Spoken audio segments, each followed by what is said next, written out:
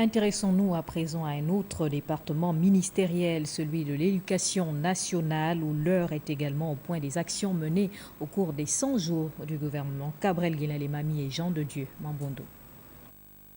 Au ministère de l'Éducation nationale et de l'Éducation civique, on note durant les 100 premiers jours du gouvernement Emmanuel Issoze Gondé plusieurs réalisations, notamment le recrutement direct de plus de 160 enseignants des matières scientifiques, la fabrication, le transfert des tables-bancs dans certains établissements secondaires et primaires et bien d'autres. Le gouvernement a pris les mesures nécessaires en ce qui concerne le paiement des vacations et dès le mois d'octobre, les premiers règlements ont pu être opérés. Maintenant, il y a des questions qui sont en cours de règlement et régulièrement nous faisons le point de manière à réaliser des avancées significatives dans le secteur de l'éducation nationale.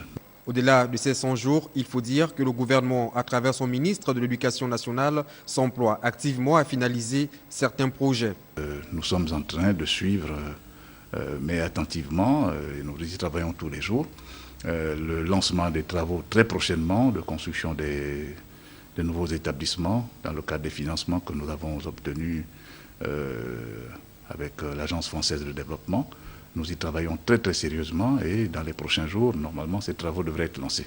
Oui, par ailleurs, il faut noter que nous sommes déjà engagés dans le processus de préparation des examens de fin d'année parce qu'il faut bien savoir que dès que l'année commence, nous amorçons déjà le processus de préparation des examens de la fin de l'année scolaire en cours.